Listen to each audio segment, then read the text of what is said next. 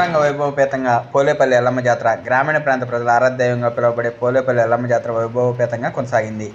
వికారాబాద్ జిల్లా దుద్యాల మండలం పోలేపల్లి గ్రామంలో వెలిసిన రేణుకా ఎల్లమ్మదేవి దర్శనార్థం భక్తులు బారులు తీరారు. ఎల్లమ్మ జాతరలోని ప్రధాన ఘట్టంగా పిలువబడే సీడే కార్యక్రమం శుక్రవారం సాయంత్రం కన్నుల పండుగ కొనసాగింది. కేవలం 20 నిమిషాల పాటు కొనసాగే ఈ కార్యక్రమంలో సుమారు 1,00,000 మంది భక్తులు హాజరైనట్లు అంచనా. చక్రాలతో కూడిన రథానికి అమర్చిన ఒక పొడవాటి కర్ర చివరిలో ఏర్పాటు చేసిన తొట్లేల్లో అమ్మవారి ఉత్సవ విగ్రహం ఉంచి జై జయధ్వానాల మధ్య భక్తులు రథాన్ని ఆలయం చుట్టూ 5 మార్లు తిప్పారు. ఈ సమయంలో అమ్మవారి విగ్రహంపై పసుపు గవ్వలతో కూడిన గవ్వల బండారు విసిరి జయజయలు పలికారు. దీంతో ఆలయ ప్రాంగణం ఒక్కసారిగా పసుపుమయంగా మారింది. కాగా రాష్ట్రం నలుమూలల నుండే కాక కర్ణాటక రాష్ట్రంలోని గుల్బర్గా, యాదగిరి, గుర్మిటాల్క్, మహారాష్ట్రలోని ముంబై, షోలాపూర్, పూణే ప్రాంతాలతో పాటు గుజరాత్ రాష్ట్రాల నుండి పెద్ద ఎత్తున భక్తులు తరలివచ్చారు. అమ్మవారికి కోళ్లు, మేకలు బలి ఇచ్చి మొక్కులు తీర్చుకున్నారు. జాతర సందర్భంగా పోలీసులు గట్టి బందోబస్తు ఏర్పాటు చేశారు.